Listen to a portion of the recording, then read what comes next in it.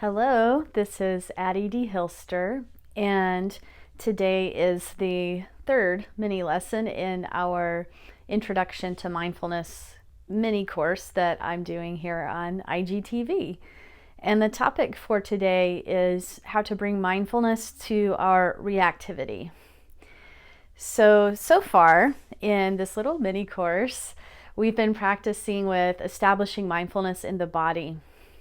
And we've been doing that through tracking the breath and getting to know body sensations and bringing our awareness into the body so we can notice what's happening in the present moment. And these are aspects, as I've mentioned, of the first foundation of mindfulness as it's taught in the Buddhist mindfulness meditation tradition. And today I want to introduce you to the second foundation of mindfulness, which is mindfulness of what we sometimes call feeling tones. And feeling tone is a translation of the word Vedana, and we're going to unpack that for a few minutes and learn about what Vedana is and how we practice with that. So noticing this tone, this feeling tone to our experience, is how we begin to study not only what's happening to us, the content of what's happening to us in the present moment, but how we're relating to that. And this is a really key piece of our mindfulness practice and how it starts to give us some space around our experience and some choice about how we relate to it. So Vedana, or feeling tone, is like that very first spark of reactivity that arises. And it happens with all of our experiences, everything. Our minds have this way of categorizing all of our experiences into three simple buckets or categories. This is pleasant, this is unpleasant, or this is neither unpleasant or pleasant, which we can call neutral. And this happens very quickly. Most of the time it's unconscious unless we're practicing in this way. And it's automatic. It's something that's below the radar for most of us. And it's happening really fast. It's so reactionary. So we're looking at that process as we start to bring mindfulness to this. And when I say that we have these reactions to everything, I really mean everything. Anything that comes into contact with any of our senses, any of our thoughts, any of our feelings, sounds we hear, things people say, the taste of food, smells, everything. So it's probably a survival mechanism in our brain that developed to help us assess what's safe for us, what's danger, and how to quickly make decisions about those things in order to survive. And it tells us, it told us at some point what was important to pay attention to. And we think of this Vedana as a precursor to thought and emotion. So it's not quite the emotion itself or the thought itself that might arise out of this, but it's like the initial spark of either pulling something in, like, this is pleasant, or pushing it away, like that initial response that we have on kind of you could say, a gut level, or probably like a nervous system level. So it's probably like that pre-verbal gesture, what we're experiencing right away when we come into contact with something. One example that I like to think about is when I'm in my car. I have the temperature and volume knobs, there's like a clicker right on my steering wheel. And it's a good place to explore Vedana because I find I'm always fiddling with both of those things as I'm driving. And one moment, the volume of what I'm listening to is just like one click too soft, and I'll go click, turn it up. And then 2 minutes later, I'm like turning it down.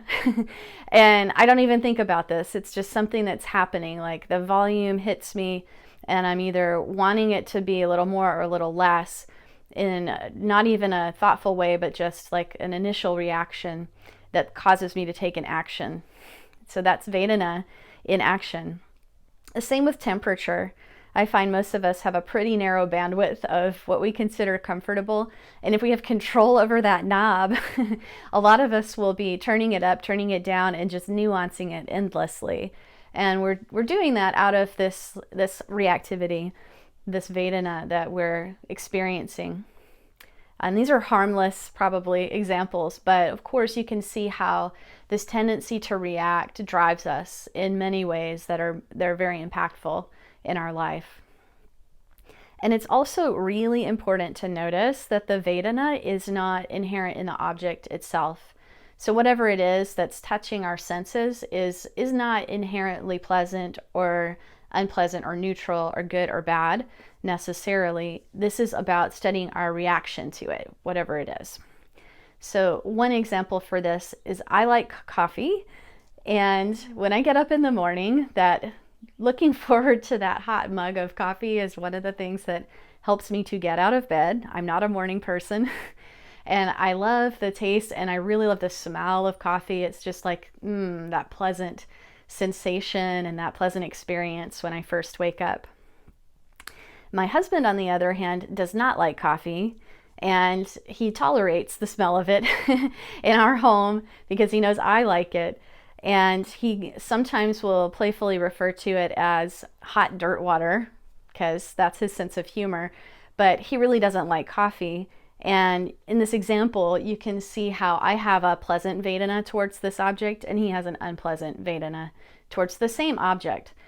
So it's not anything about coffee itself, it's our each having a reaction, our own internal experience of this object. So how do we look at this in meditation, or why do we even look at this in meditation? We can notice what's arising in meditation. We can be sensing the breath, and we can also notice there's another layer of a reactivity or a reaction, like that spark of pleasant or something slightly unpleasant or off about this breath. And that's the Vedana that we're noticing. And understanding this Vedana helps us to really start to know more about our own mental patterns and the things that are driving us. So it's a big part of getting to know our minds. And when we're getting in touch with this constant flow of feeling tone that's happening all the time under the surface, we start to take our own reactivity a little bit less seriously. When you start to see like, whoa, I'm reacting to literally everything, you stop, weighing some of those reactions quite so heavily. And it gives you a bit more space to choose what to respond to. And over time, this helps us develop more balance and equanimity in the midst of all our reactions and in relation to all of our experience. So I hope this inspires you to practice with this a little this week, and tune into the other video paired with this, which will be a guided meditation to explore feeling tone and reactivity.